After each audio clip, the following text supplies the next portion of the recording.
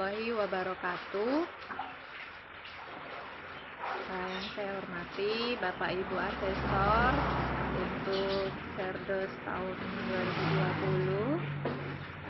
Perkenalkan, nama saya Dwi Setianingsih dari Program Studi Pendidikan Luar Biasa Universitas PGRI Yogyakarta.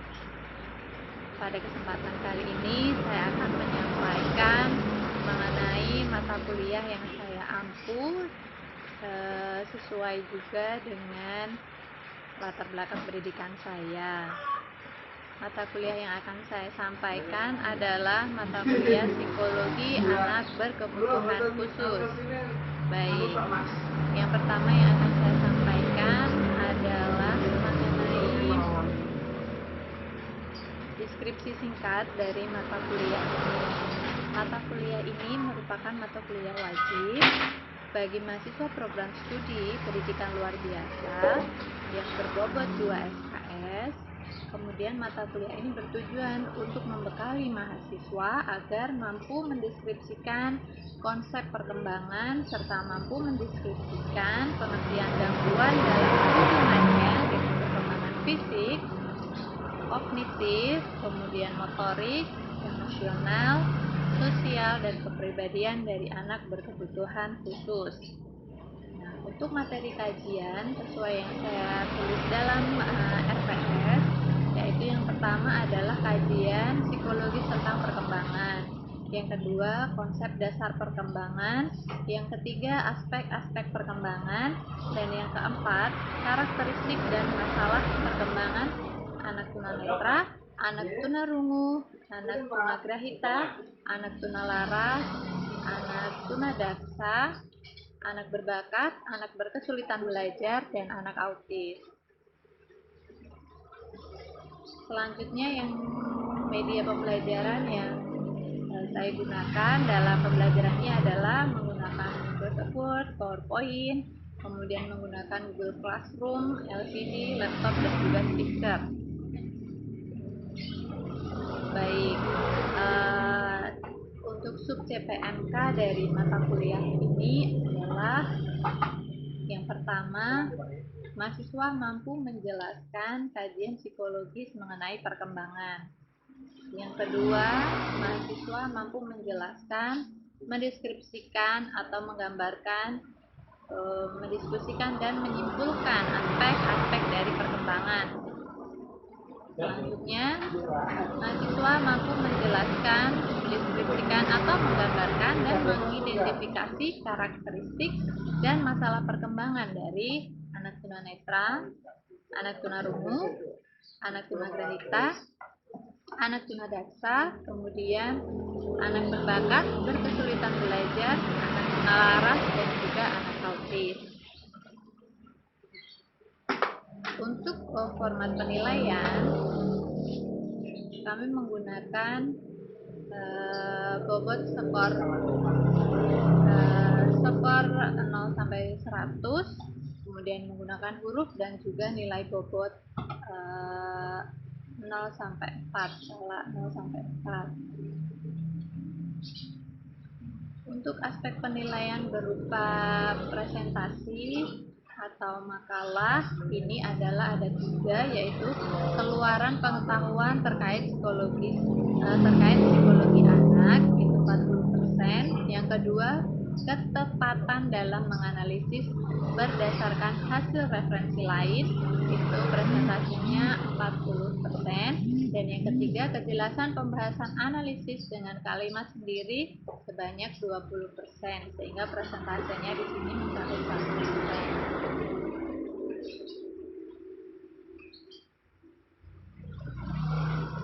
Baik, penjelasan dari sekilas mengenai RPS yang saya buat. Untuk selanjutnya saya terapkan dalam proses pembelajaran. Nah, berikut ini adalah proses pembelajaran yang saya lakukan pada pertemuan pertama. Selamat menyimak.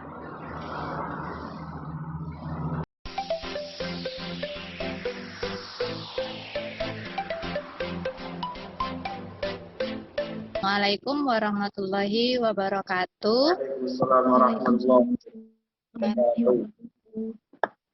Suara Bu Dwi terdengar jelas atau putus-putus di sebelumnya tadi?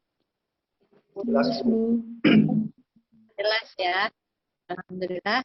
Baik, kita mulai dulu untuk mata kuliah psikologi ABK di sini. Psikologi anak berkebutuhan khusus ya. Ini menyambung di mata kuliah sebelumnya di semester, kalau nggak salah semester 1. Semester 1 mengenai atau mata kuliahnya itu perkembangan peserta didik. Dengan siapa? Dosennya ingat atau tidak? Dosen pengampunya? Perkembangan peserta didik. Ayo. Pak Yulian. Kalau tidak salah, berarti iya ingat. Nah, nanti sedikit menyambung dari situ karena kan untuk yang materi perkembangan peserta didik itu anak-anak secara umum. Nah, di sini nanti kita lebih khusus ke anak-anak berkebutuhan khusus walaupun memang pada dasarnya perkembangannya itu sama dengan anak-anak secara umum, anak-anak pada umumnya begitu ya. Oke, jadi nanti menyambungnya itu di sedikit reviewnya itu di mata kuliah itu tadi perkembangan peserta didik. Oke, coba Bu Dwi share screen dulu, teman-teman. Sudah, Bu. Sudah, Bu. Coba Bu Dwi share.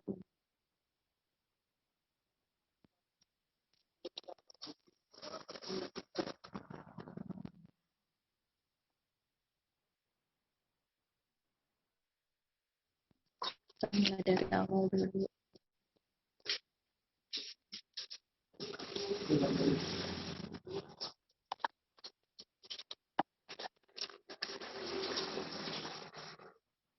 Oke, jadi di mata kuliah kita pada semester ini adalah psikologi anak berkebutuhan khusus. Nah, di mata kuliah ini itu menyambung di mata kuliah yang sebelumnya yang sudah saya jelaskan tadi mengenai perkembangan peserta didik yang secara khusus itu menjelaskan mengenai tahapan perkembangan anak, kemudian ada pertumbuhannya seperti apa, dan lain sebagainya. Nah, nanti kita beranjak dari situ dulu, baru kita masuk ke anak berkebutuhan khususnya. Oke, nah kita sedikit mengingat lagi terkait dengan latar belakang kenapa mesti kita itu mempelajari psikologi anak gitu dalam pendidikan ya, terutama karena kita ini di dunia pendidikan tidak lepas juga dari psikologi. Itu semua bidang ilmu itu berkaitan dengan psikologi.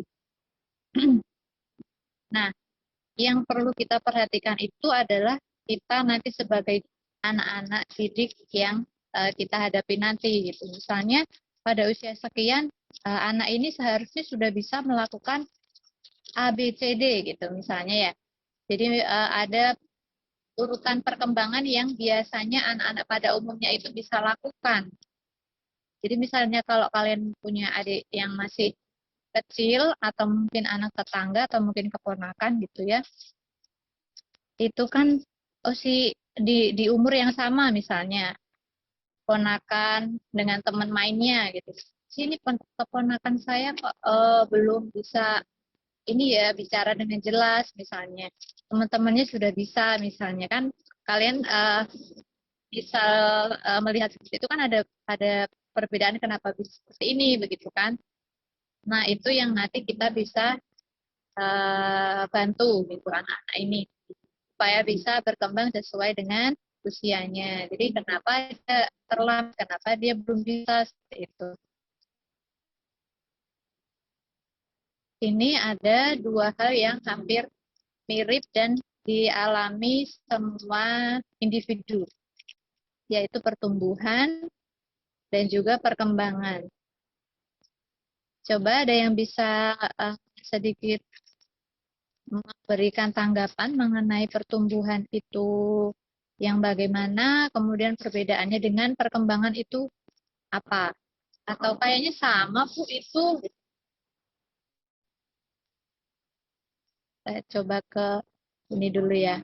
Coba eh, ada yang mau memberikan suaranya tentang perbedaan dari pertumbuhan dan juga perkembangan.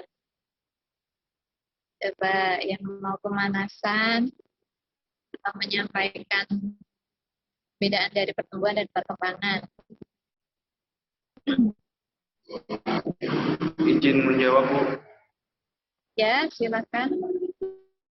Kalau pertumbuhan itu lebih kepada fisik, kalau perkembangan itu lebih kepada motorik, sifat, ataupun yang lainnya. Untuk pertumbuhan lebih ke fisik ya, yang perkembangan lebih ke motorik dan yang lainnya. Oke, kita tangkap tadi untuk yang pertumbuhan dari fisik itu maksudnya terlihat jelas ya. Sebelum dengan sesudah itu ada perbedaannya. Misal yang fisiknya pertamanya kalau masih anak-anak kecil, ketika dia udah beranjak remaja ke dewasa, fisiknya bertambah besar. Begitu ya maksudnya ya. Itu pertumbuhan. Oke, memang seperti itu salah satunya betul. Jadi pertumbuhan ini adalah pertambahan secara kuantitatif. Itu dapat dihitung atau dapat kita lihat secara jelas. Jadi misalnya dari awalnya tingginya itu kalau masih anak-anak tingginya baru 1 meter atau 100 cm, kemudian 2 bulan kemudian, 3 bulan kemudian ada penambahan 2-3 cm, itu ya. Jadi ada secara angka jelas terlihat perbedaannya, pertambahannya. Itu. Kemudian untuk yang perkembangan itu lebih kepada tidak begitu terlihat kalau belum uh, kalau belum ada perilakunya. Misalnya kalau tadi disampaikan motorik ya, maksudnya mungkin sebelumnya belum bisa menggunakan gunting dengan benar, begitu ya. Kemudian setelah seiring dengan dia terus latihan, akhirnya bisa menggunting dengan bentuk yang rapi, begitu ya. Nah, itu juga contohnya perkembangan. Betul. Mari kita bahas di sini. Ada lagi mungkin sebelum kita ke penjelasannya yang mau menyampaikan dulu? Silakan saya.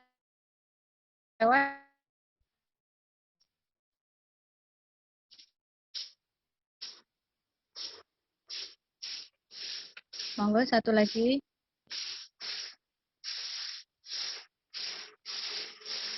Mau dipanggil ya. Kita coba cek ini, Mbak. Siapa ya? Tadi yang udah Saiful ya. Coba Mbak Melina. Mbak Melina ada Mbak Melina? Iya, Bu. Oke, kita sudah selesai. Oke, coba bisa menyampaikan pendapatnya tentang perbedaan pertumbuhan dan perkembangan. Mereview lagi dulu, coba. Kalau pertumbuhan itu kayak bisa dihitung, Bu, dalam Bisa dihitung. Oke. Iya, Yang terus kalau perkembangan, yang perkembangan itu tidak bisa dihitung dalam ya, bagaimana yang bersifat perkembangan tadi? kualitatif yang Oh, perkembangan kualitatif. itu ya tidak dapat diukur atau dihitung dengan angka. Ya, Bu. Oke, yang ditangkap tadi secara kualitatif ya, atau lebih kepada kemampuannya, gitu ya. Oke, semuanya betul, Mbak. Mbak, secara lengkapnya, pertumbuhan ini dapat diartikan sebagai perubahan secara kuantitatif ya. Tadi bisa diukur dari sedikit ke banyak, misalnya tinggi sekian jadi itu ke fungsinya. Kalau pertumbuhan itu ke organnya itu sendiri bertambah banyak, bertambah tinggi, bertambah besar. Tapi kalau di perkembangan itu ke fungsi dari organisme. Misal fungsi otaknya bisa untuk uh, berpikir dengan baik atau menyampaikan keinginan dengan baik seperti itu. Kalau dari pertumbuhan itu kan jumlah besar kecil otaknya. Itu fungsi itu. Kemudian kalau yang di pertumbuhan tadi sudah sampai pada kematangan fisik itu berhenti. Kalau di perkembangan penekanan arti perkembangan itu terletak pada penyempurnaan fungsi.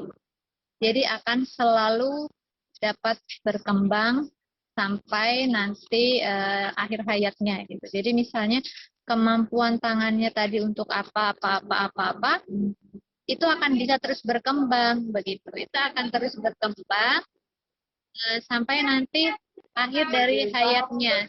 Itu kalau yang disebut fisik tadi pertumbuhan itu kan ada proses perkembangan. Ini ada perkembangan kognitifnya atau intelektualnya, fisik motorik, kemudian emosi, sosial, dan moral perasaan. Nah, ini review lagi yang mengenai teori perkembangan kognitif dari Piaget.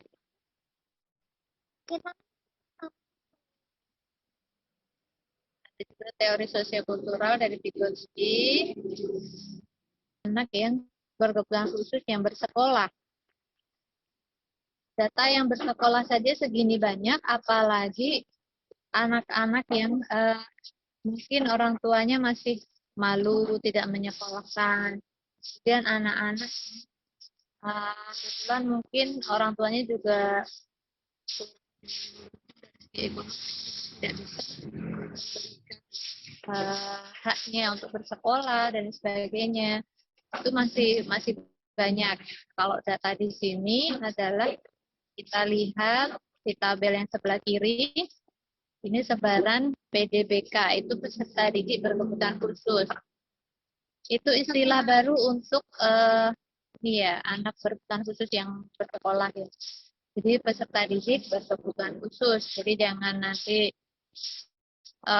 asing atau jangan kaget ya, karena memang istilah yang sudah dibuat oleh asosiasi profesi dari pendidikan khusus ini adalah menyebutnya peserta didik berkebutuhan khusus. Nah, kita lihat ini sumber di tahun kemarin, 2020. Ini ada banyak sekali jenis kebutuhan khusus. Mulai dari kesulitan belajar, tunanetra, jenis aktif. Bisa dibaca sendiri ya, ada tunanetra istimewa, sampai Down syndrome itu totalnya ada 109.086 siswa itu ya. Nah, ini yang belajar di sekolah inklusi. Kalau yang bersekolah di SLB itu datanya yang berada di sebelah kanan. Sebaran peserta didik di SLB. Sama, ketunaannya lebih sedikit ya, karena memang di SLB itu kan terbatas menangani anak-anak yang khusus gitu, yang secara lebih khusus gitu. Karena ada juga kan yang di inklusi kesulitan belajar itu tidak masuk di SLB karena dia bisa ada juga di sini. Yang tidak ada di sini itu ini hanya jenisnya aja, jadi sama-sama. Oke, jadi untuk yang sebaran di SLB jumlahnya lebih banyak, 144.761. siswa. Nah, peran kita di sini nanti adalah ini tadi memahami karakteristik anak-anak ini yang pasti berbeda satu sama lain, gitu ya.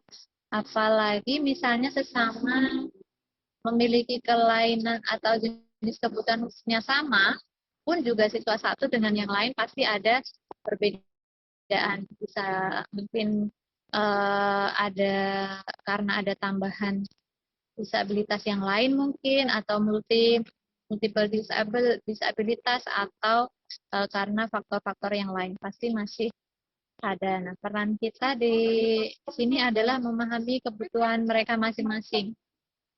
Gitu. Oke. Jadi itu yang bisa Budi sampaikan terkait dengan psikologi anak berkebutuhan khusus sebagai pertemuan pertama ini untuk memancing. Nanti di pertemuan berikutnya itu kita mendalami untuk masing-masing ketunaan atau masing-masing kebutuhan khusus ya. Masing-masing kebutuhan khusus, baik itu yang ekstra, yang memiliki kebutuhan apa, bagaimana karakteristiknya, dari segi psikologis membutuhkan apa, kemudian anak-anak yang lain juga, anak tunarungu atau tuli, anak-anak dengan hambatan intelektual, anak-anak dengan hambatan motorik, dan anak-anak dengan hambatan emosi seperti autis, ADHD, dan yang lain sebagainya. Jadi diperjelas lagi di sana. Kalau di yang pertemuan atau mata kuliah sebelumnya itu kan ortopedagogik anak tunanetra misalnya, itu kan ada juga mengenai karakteristiknya. Nah, nanti di situ kita bawa ke psikologisnya secara sebagai anak-anak itu membutuhkan apa. Itu. Jadi kita mengcombine dari yang perkembangan peserta didik, kita sambung kepada apa namanya ortopedagogik anak berkebutuhan. Mungkin ada yang mau didiskusikan dulu, dipersilahkan.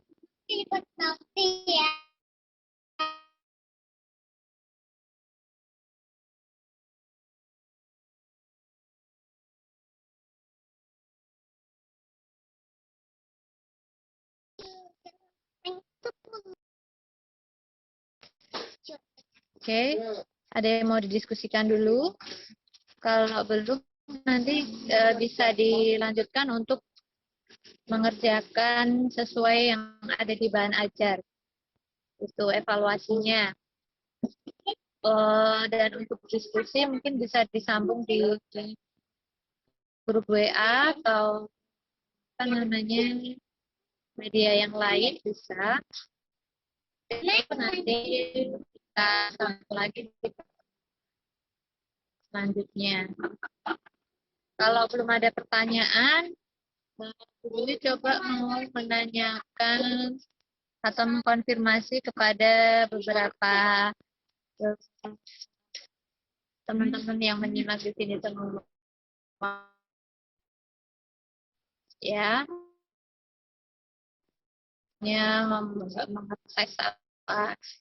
Kita coba tadi yang disampaikan apa sudah dapat ditangkap atau belum ya, atau mungkin pertemuan pertama ini apa namanya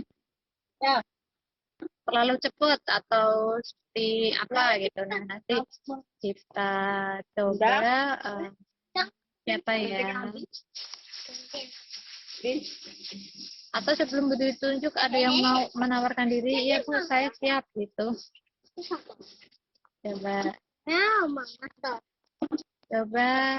tadi beberapa yang sudah saya Mbak Melina sudah, Mbak Tika siap. Ada yang mau Budri sharingkan tentang materi tadi barusan? Yes. Oke. dari materi yang tadi disampaikan, kira-kira peran kita atau urgensi kita sebagai guru anak berkebutuhan khusus, khususnya untuk psikologi anak itu dalam apanya? Misalnya, maksudnya apa yang akan kita kontribusikan terhadap anak berkebutuhan khusus ini dengan mata kuliah psikologi ABK ini. Harapannya setelah mendapatkan mata kuliah ini, saya bisa ini nanti saya terapkan di sini gitu. Alurnya begitu. Ya, Pak. Izin menjawab ya, Bu.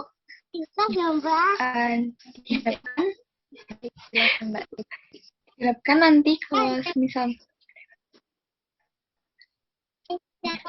setelah mendapatkan materi ini, saya sebagai guru ABK dapat memahami karakteristik yang mereka miliki dan memahami kebutuhan mereka masing-masing. Misalnya anak autis seperti itu, Bu, memahami gimana cara mereka, psikologi mereka. Jadi menyesuaikan pembelajarannya dengan mood mereka dan intinya. Sekian, Bu. Maaf. Oke, baik. Super sekali jawabannya. Jadi, kontribusi yang bisa kita terapkan nanti ya di kelas, kita dapat mengetahui kebutuhan anak ini apa, gitu. Jadi, kita seperti berempati gitu ya. Kita memposisikan diri kita itu sebagai mereka gitu. Kira-kira kalau jadi kita memahami dulu anak autis ini itu kesulitan untuk bersosialisasi. Jadi saya tidak mungkin menyuruh dia untuk bersosialisasi dulu, misalnya memaksakan bersosialisasi dulu daripada memahamkan anak ini tentang materi yang kita ajarkan pada saat itu. Misalnya, ya kamu satu kelompok dengan ini, padahal itu kan belum bisa di tahap itu. Jadi kita harus tahu, oh ini belum sampai ke sana, atau mungkin kita sudah punya program untuk pertemuan sekarang, atau baik kita akhiri dulu untuk pertemuan kita pada menjelang siang ini gitu ya. Saya ucapkan terima kasih untuk teman-teman mahasiswa yang selalu stay di sini. Terus tadi ada beberapa yang tidak bisa karena memang ada yang lagi perjalanan, ada yang juga lagi perjalanan ke kampus, ada yang lagi keluarga yang bisa ditinggalkan. Yang penting adalah konfirmasinya. Ya, walau bagaimana kondisinya, misalnya dulu juga tidak bisa atau belum bisa, Ibu sampaikan memang kondisinya belum bisa, belum hati untuk masih senang bertatap muka lewat layar gitu ya. Harapannya nanti semester depan kita sudah nah, kembali secara langsung. Oke.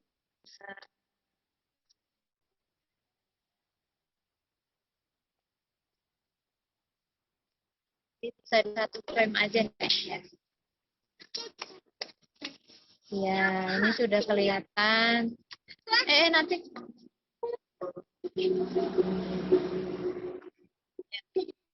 kalau di rumah di ini sama bocil. Oke, ya. Bapak sudah on cam. Silakan.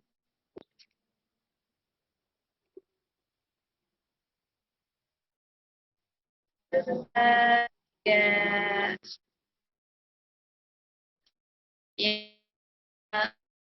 Itu sekian. Saya ucapkan terima kasih. Mohon maaf kalau ada kekurangan, ada kelebihan. Datangnya dari Allah. Assalamualaikum warahmatullahi wabarakatuh.